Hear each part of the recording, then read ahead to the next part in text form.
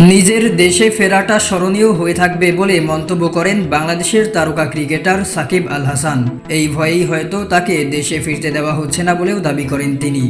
সম্প্রতি বাংলাদেশের ক্রিকেট ভিত্তিক সংবাদ মাধ্যম ক্রিকফেন্সিকে দেওয়া এক সাক্ষাৎকারে নিজের ভবিষ্যৎ, দেশে ফেরা এবং আন্তর্জাতিক ক্রিকেটে ফেরার সম্ভাবনা নিয়ে কথা বলতে গিয়ে এমন মন্তব্য করেন সাকিব আল হাসান। বর্তমানে বিদেশি ফ্রাঞ্চাইজি লিগে খেলছেন বাংলাদেশের সাবেক এই অলরাউন্ডার। তিনি খেলবেন নেপালের ফ্রাঞ্চাইজি লিগে পোখারা অ্যাডভেঞ্চার্সের হয়ে। তবে বাংলাদেশের আশেপাশের দেশগুলোতে বিভিন্ন লিগে অংশ নিলেও দীর্ঘদিন ধরে দেশে ফেরা হয়নি তার। 2024 সালের জুলাই থেকে দেশের বাইরে অবস্থান করছেন সাকিব। দেশে ফেরার উদ্দেশ্যে একবার দুবাই পর্যন্ত এসেছিলেন তিনি। তবে সরকারের সবুজ সংকেত না পাওয়ায় শেষ পর্যন্ত যুক্তরাষ্ট্রে ফিরে যেতে হয় তাকে। কবে নাগাদ দেশে ফিরতে পারবেন সে বিষয়ে নিশ্চিত করে কিছু বলতে পারেননি সাকিব। এর আগে দ্রুত ফেরার ইঙ্গিত দিলেও নির্দিষ্ট কোনো সময়ের কথা জানাননি তিনি। অনেকের ধারণা চলতি বছরের শেষ দিকে দেশে ফিরতে পারেন এই ক্রিকেটার। তবে সাকিব জানিয়েছেন যত দ্রুত সম্ভব দেশে ফিরতে পারলেই তার জন্য ভালো হবে। সাক্ষাৎকারে সাকিব বলেন, জানি না, আমি নিউজ অত শুনি না, সুতরাং আমার পক্ষে বলা মুশকিল, কিন্তু আশা করি তাড়াতাড়ি হলে পরের মাসও হতে পারে, তারপরের মাসেও হতে পারে, ডিসেম্বরও হতে পারে, নভেম্বরও হতে পারে, কিন্তু যত তাড়াতাড়ি হয় ততই ভালো আমার জন্য।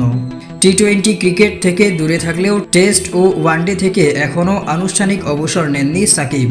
বাংলাদেশের জার্সিতে শেষ টেস্ট খেলতে দেশে ফেরার পরিকল্পনা ছিল তার। দক্ষিণ আফ্রিকার বিপক্ষে মিরপুরে সেই ম্যাচ আয়োজনের উদ্যোগও নেওয়া হয়েছিল। তবে শেষ পর্যন্ত দেশে ফেরার অনুমতি পাননি তিনি। দেশে ফিরতে না পারলেও মিরপুরে নিজের শেষ ম্যাচ খেলার স্বপ্ন এখনও দেখেন সাকিব। তার বিদায়ী ম্যাচ ঘিরে আয়োজন করা গেলে সেটি বাংলাদেশের ক্রীড়াঙ্গনের ইতিহাসে স্মরণীয় হয়ে থাকবে বলে মনে করেন তিনি। দেশে ফিরলে পুরো ঢাকা ব্ল্যাক আউট হয়ে যাবে কিনা এমন প্রশ্নের জবাবে সাকিব বলেন, যদি আমার এরকম হয় তাহলে অবশ্যই সেটা স্মরণীয় হয়ে থাকবে। বাংলাদেশের স্পোর্টসের ইতিহাসে এটা আমি জানি, এটাতে কোনো আমার সন্দেহ নেই। হয়তো এগুলো নিয়ে অনেকে ভয় পায়, এই কারণেই আমার এই সুযোগটা হচ্ছে না যে আমি গেলে এরকম হবে কিছু। আমার ধারণা এরকম ভয়গুলো মানুষ পাচ্ছে এবং এই কারণেই আমাকে যেতে দিচ্ছে না। জাতীয় দলের হয়ে 2 বছরের বেশি সময় ধরে মাঠে দেখা যায়নি সাকিবকে।